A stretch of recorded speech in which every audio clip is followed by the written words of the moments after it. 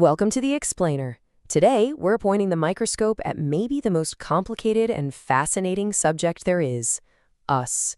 We're going to dive into the science of you. So let's just jump right in with the biggest question of them all. What actually makes you, well, you? Is it your sense of humor? The way you think? Your secret hopes and fears? It's a huge question, one that people have been wrestling with forever. But today, we're going to look at it through the lens of science. And the main tool we're going to use to do that is psychology. You can think of it as the instruction manual for the human mind, the key to understanding why we do the things we do. Now, when we say psychology, let's be super clear. We're not talking about pop culture stuff or vague theories. The modern definition has a really important word in it, scientific.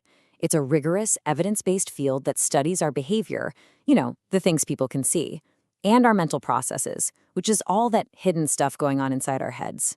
This really gets at a debate that's been raging for centuries, the mind-body problem. You had philosophers like René Descartes who argued for dualism, the idea that the mind is kind of like a ghost in the machine, separate from our physical body. But today, neuroscience pretty much lands on materialism. The idea here is that everything we call the mind, our thoughts, our consciousness, our very sense of self, is what the brain does. It all comes from the physical stuff between our ears. Okay, so with that foundation, let's tackle our first big question. Who am I? Psychology has some really powerful ways of thinking about this thing we call personality. And what's so fascinating is that psychology doesn't just hand you one single answer. It's more like a toolkit with different lenses. You've got Freud's psychoanalytic theory, which says we have to look deep into our unconscious and our childhood to understand ourselves. Then you have humanistic psychology, which is all about our drive to grow and become our best selves. And more modern ideas like trait theory try to map our personalities using stable characteristics, like the famous Big Five. The real takeaway isn't that one of these is right and the others are wrong. It's that we are so complex, we actually need all these different views to even begin to get the full picture. But here's a major twist. Your sense of self isn't just an inside job. It's hugely shaped by the culture you grow up in. So in very individualistic cultures, the goal is often to be unique, to achieve things for yourself, to stand out. The self is seen as independent. But in more collectivist cultures, the self is defined more by its connections, to family, to the community. Harmony and fitting in are what's valued. It means that a huge part of who you think you are can actually depend on where you are. All right, so we have some ideas about who we are. But let's be honest, a lot of the time, our carefully crafted identity feels like it's being hijacked by our emotions. They're powerful, they're confusing, and they can feel like a total mystery. So let's ask the next big question. Why on earth do we feel the things we feel? Let's use loneliness as an example. It turns out it's not just one thing. Psychologists make this really important distinction between social loneliness, that's the feeling of not having a crew, a friend group, a sense of belonging, and emotional loneliness, which is that deeper ache of not having that 1%, that close confidant you can tell anything to. It explains why you can be in a room full of people and still feel profoundly alone. And this feeling isn't just in your head. The physical consequences are absolutely staggering. Some really groundbreaking research has shown that being chronically lonely can be as damaging to your long-term health as smoking 15 cigarettes a day. Just let that sink in. Which leads to a really obvious question, right?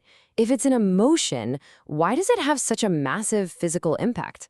Why does the pain of being rejected feel so, real? The answer is just wild, and it's buried deep in our brain's wiring. Neuroscientists put people in fMRI scanners and found that when you experience social rejection, like being excluded from a group, your brain activates the exact same circuits that fire up when you experience physical pain. A part of the brain called the anterior cingulate cortex, which processes physical injury, lights up like a Christmas tree. This is why we say things like a broken heart. It's not just a metaphor. Your brain treats it like a real wound. Now, on the flip side of that pain is the powerful pull toward connection.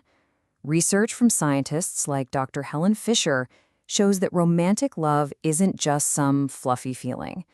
Brain scans show it's a fundamental biological drive. It's located way down in the brainstem, right next to the circuitry that controls survival mechanisms like hunger and thirst. We are literally built to connect. And this drive even has different chemical phases. It often kicks off with what's called limerence. That's the obsessive, can't eat, can't sleep infatuation stage. It's fueled by stimulants like dopamine, giving you that euphoric high. But for a relationship to last, it has to shift into a second phase, companionate love. That initial fire gets replaced by a deep, calm sense of attachment, built on bonding hormones like oxytocin. It's a switch from excitement to security.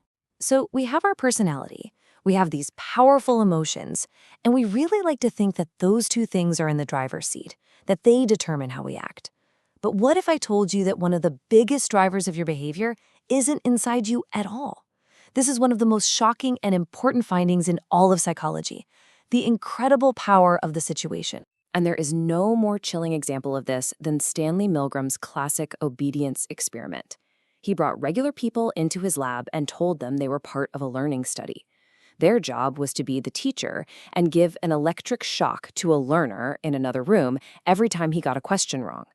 The shocks, they were told, would get stronger with each mistake. Now, the learner was just an actor, and the shocks weren't real. But the teacher didn't know that. They just heard the learner start to grunt in pain, then yell, then scream that he had a heart condition, and finally fall silent. All the while, the experimenter in the white lab coat just calmly said, "The experiment requires that you continue." So what happened? How many of these perfectly normal people, teachers, engineers, postmen, do you think went all the way to the end, delivering the final massive 450-volt shock? The result is just staggering. 65%. 2 out of every 3 people obeyed the authority figure, even when they thought they were inflicting extreme pain on an innocent person. And don't think for a second this is just some weird thing that happens in a lab.